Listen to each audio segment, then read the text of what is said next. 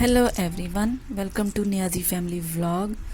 China में ना लीची का आजकल काफ़ी सीज़न आया हुआ है। पाकिस्तान में तो यकीन करें मैंने कभी खाई नहीं थी, ना मैंने कभी देखी थी, लेकिन यहाँ पे ये बहुत कॉमन है। और हमारे सिटी में तो इतने दरख्त हैं लीची के ना, जहाँ मैं वॉक करने के लिए जाती हूँ ना रेड ब्रिज पर, वहाँ तो बहुत ज़्यादा दरख्त लगे हुए हैं। लेकिन वो ये होता है कि उतारना बहुत मुश्किल होता है और बहुत ज़्यादा इसको एक कीड़ा सा लगा होता है। लेकिन जो ये वाली होती है, ज़ाहिर सी बात है, इसको तो कोई स्प्रे वगैरह करते होंगे प्रॉपर, इसकी मतलब बाग वगैरह होंगे तो वहाँ से पिक करते हैं। तो लेकिन लोग जाते हैं वैसे पिक करने। मैं किसी दिन जाऊँगी तो मैं आपको दिखा भी दूँगी। अब लीची की वैरायटी जो होती है वो भी डिफरेंट टाइप की होती है। कुछ बड़े साइज़ में, छोटे साइज़ में है, और कलर भी डिफरेंट होते हैं। खाकी आती है, एक पिंक आती है। अब सीड का साइज़ चेक करें, और सीड्स भी डिफरेंट डिफरेंट होते हैं। ज़ाहिर सी बात है, जिसमें सीड कम होगा ना वो बेस्ट होगी। तो यहाँ पे जना मैं बना रही हूँ एक ड्रिंक। आज मैं, जिसको ड्रैगन फ्रूट भी कहते हैं या पिटाया भी कहते हैं, इसमें क्या होता है कि मैंने इसको फ्रीज़ कर दिया था फ्रूट को। रीज़न इज़ डैट के काफ़ी टाइम से फ्रिज में पड़ा हो तो कोई खा ही नहीं रहा था। तो जब कोई ऐसा फ्रूट हो तो मैं उसको फ्रीज़ कर देती हूँ। जैसे बनाना है, वो ओवर राइपेंड हो रहे हैं तो भी मैं उनको फ्रीज़ कर देती हूँ, बाद में बनाना शेक बना लेती हूँ।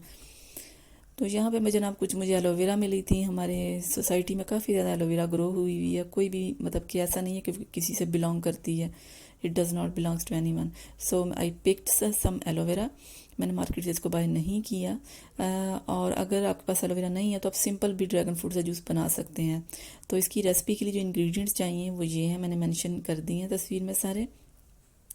तो चलते हैं इसकी तैयारी की तरफ। सबसे पहले हम क्या करेंगे, अपना जो फ्रूट है पिटाया उसको पील अप कर लेंगे, या आप पहले एलोवेरा कर लें। एलोवेरा जो होता है वो काफ़ी निकालना एक टाइम कंज्यूमिंग प्रोसेस होता है। और ये जो पिटाया है, जो ड्रैगन फ्रूट है, ये तो इस कदर इंटेंस कलरफुल होता है कि ना हर चीज़ को कलर ही कलर कर देता है। वैसे रिमूवेबल है, ऐसा नहीं है कि जाता नहीं है, लेकिन फॉर द टाइम बीइंग हर चीज़ को एक कलर सा दे देता है और फिर एक मैसिव जॉब बन जाती है। तो यहाँ पे जनाब जिस तरह से मुझे एलोवेरा छीलना आती थी मैंने छील दी, क्योंकि मैंने तो कभी एलोवेरा नहीं छीली। और लेकिन मैंने इसके फ़ायदे बहुत ज़्यादा पड़े हैं कि खाया भी जाता है, लगाया भी जाता है। तो मैंने कहा जब अवेलेबल है तो वाई नॉट इसे फ़ायदा उठाया जाए। और यहाँ पे मैंने इसको ऐसे ऊपर से एक छिलका उतारा और फिर मैंने स्पून की हेल्प से ना इसको ऐसे स्क्रैप कर करके निकाल लिया था।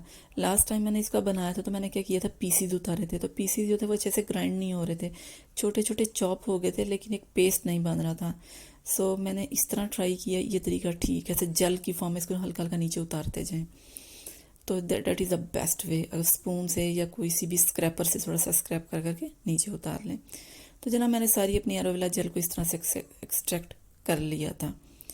और फिर मैंने अपना फ्रूट को भी पील कर लिया, चॉप कर लिया, और उसको ब्लेंडर की हेल्प से आप क्या कर सकते हैं, आराम से इसका जूस बन जाता है, बहुत जल्दी बन जाता है। दोनों बहुत ही सॉफ्ट एंड मशी थे टेक्सचर के अंदर। ये देखिए छिलका भी बड़ा आराम से उतर जाता है।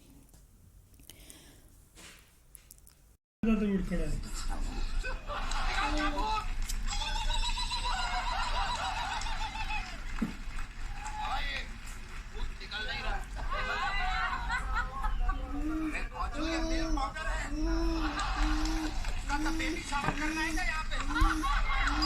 कल रात को मैंने तुझे राख ला के दी थी, वो कहाँ पर है? वो राख की जो पानी में मिली मैंने आपको पिला दी।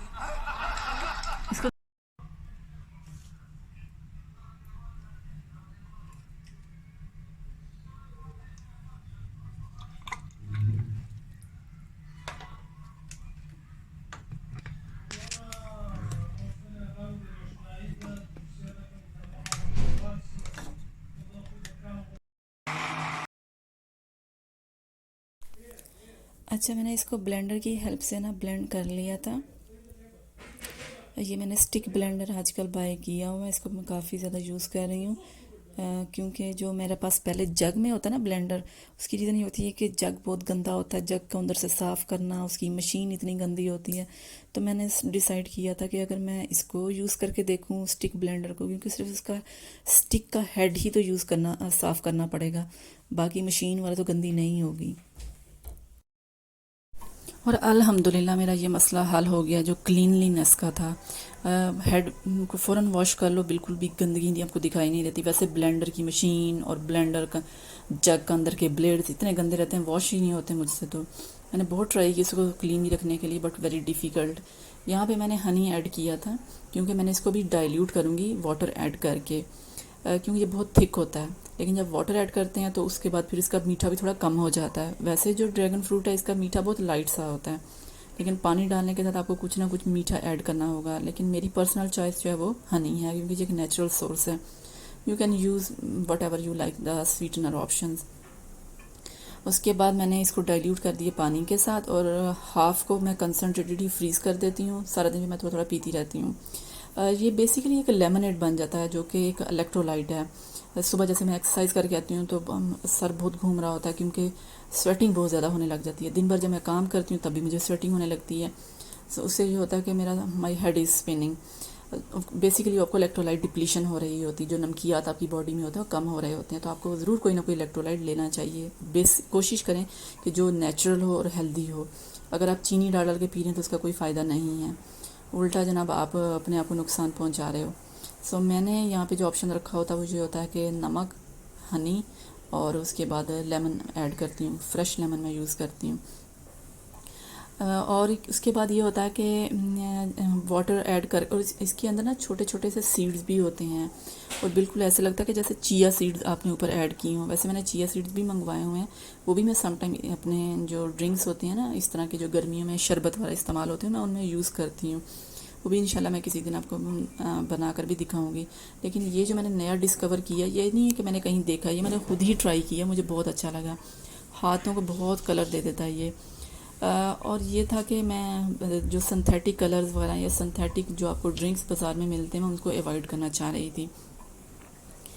So it's a completely healthy electrolyte आपका घर में तैयार हो जाता है, और बहुत ही चीपर पड़ता है आपको।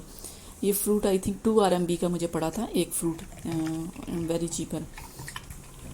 सो यहाँ मैंने वाटर ऐड करके अपने लिए ड्रिंक तैयार कर लिया। सॉल्ट डालना मत भूलना, हल्का सा नमक का बहुत अच्छा टेस्ट आता है, मीठा और नमक। यहाँ पे मुझे ना वो कम लग रहा था, लेमन कम लग रहा था, तो यहाँ पे मैंने फिर एक एक्स्ट्रा लेमन ऐड कर लिया। ये जो लेमन होते हैं बहुत बड़े होते हैं, उनका जो रिंड होता है ना इतना सख्त होता है, ऊपर जो छिलका सा है। तो मैं हमेशा इसको स्पून की हेल्प से ही एक्सट्रैक्ट करती हूँ। स्पून की हेल्प से बहुत अच्छा रहता है और बहुत आसानी से एक्सट्रैक्ट हो जाता है। तो spoon is a best method to extract the big lemon juice. यहाँ पे मैंने एक्सट्रैक्ट कर लिया था सारा लेमन। लेमन मैं अच्छा खासा डालती हूँ, इससे यह कि सारा दिन मैं एक्टिव रहती हूँ, चक्कर वगैरह नहीं आते, बेशक जितनी मर्ज़ी स्वेटिंग हो। और जब मैं काम वगैरह कर रही होती हूँ ना, तो मैं बिल्कुल भी पंखा लगा के AC लगा के नहीं करती, काम बंद करके करती हूँ, ताकि अच्छी सी स्वेटिंग हो। उसके बाद मैं अपना ड्रिंक लेती हूँ, शावर ले लेती हूँ। दिन भर आपने अपने आप को शावर जितना देते रहोगे, आप उतना डिटॉक्स हो रहे हो, अपनी बॉडी को क्लीन कर रहे हो, सारे जितनी भी आपकी टॉक्सिक चीज़ें रिलीज़ हो रही हैं।